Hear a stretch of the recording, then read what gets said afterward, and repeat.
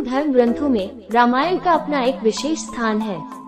इसमें प्रभु श्री राम और माता सीता के जीवन से संबंधित रहस्यों एवं कथाओं का जो वर्णन है वो वर्तमान काल में भी उतने ही तार्किक एवं प्रासंगिक है। प्रभु श्री राम के जन्म से लेकर माता सीता से उनका विवाह, फिर वनवास काल में देवी सीता का दुराचारी रावण के द्वारा हरण और श्री राम के द्वारा रावण का संहार। इस बीच श्री राम के जीवन में घटित एक एक घटनाएं एवं रहस्य और प्रभु श्री राम का मर्यादित स्वरूप आज भी हमें जीवन में आने वाली विषम से विषम परिस्थितियों से बाहर निकलने की कला सिखाता है।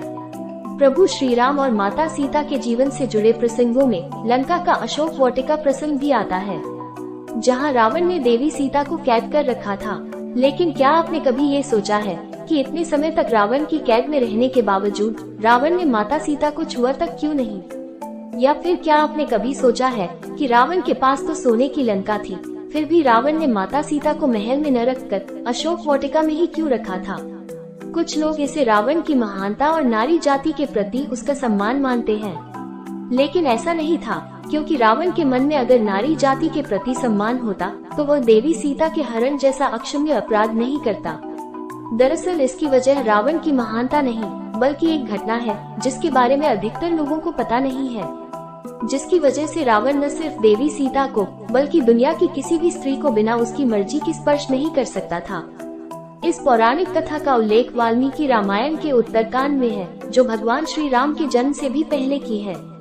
इस कथा के अनुसार एक बार रावण ने समस्त पृथ्वी को जीत लिया और स्वर्ग तक पर उसका आधिपत्य हो गया। तब उसने कुछ समय के लिए अपने भाई कुबेर के शहर अलकापुरी में विश्राम करने के लिए रुक गया। कुबेर महाराज का यह नगर बहुत ही सुंदर था, जहां हिमालय के नजदीक होने की वजह से वहां शीतल हवा के साथ साथ पूरा नगर फूलों की खुशबू से नहाया हुआ प्रतीत होता था, जिसकी खुशबू से लंकापति रावण भी काफी रोमांचित और प्रफुल्लित हो उठा।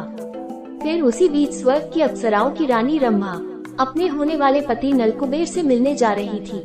तभी रास्ते में उसकी मुलाकात रावण से हो गई।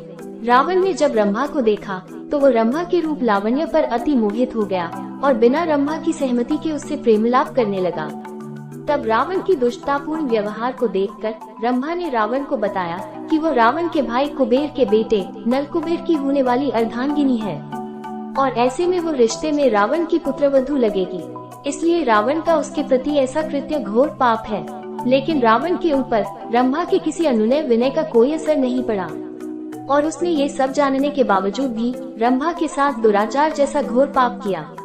बाद में जब नलकुबेर को इस बात की खबर मिली तो वो बहुत क्रोधित हुआ और उसने रावण को श्राप दे दिया। उस श्राप के अनुसार यदि उस समय के बाद रावण ने किसी भी स्त्री को काम वासना के भाव से उसकी सहमति के बिना स्पर्श किया या फिर किसी स्त्री को उसकी मर्जी के बिना अपने महल में रखा तो रावण के मस्तक के 100 टुकड़े हो जाएंगे। इस घटना के बाद जब माता सीता का स्वयंवर हुआ था तब रावण भी उस स्वयंवर में मौजूद था, लेकिन रावण की माता सीता से विवाह करने की इच्छा उस समय पूरी नहीं हो पाई थी। बाद में जब उसने माता सीता का साधु के वेश में हरण किया तो नलकुबेर के श्राप की ही वजह से उसे विवश होकर माता सीता को अशोक वाटिका में रखना पड़ा, क्योंकि माता सीता के सतीत्व की शक्ति का सामना करने से पहले उसे पता था कि यदि उसने माता सीता के साथ दुराचार करने की कोशिश की या फिर उन्हें अपने महल में रखा तो नलकुबेर के श्राप की वजह से उसके मस्तक के 100 टुकड़े हो जाएंगे।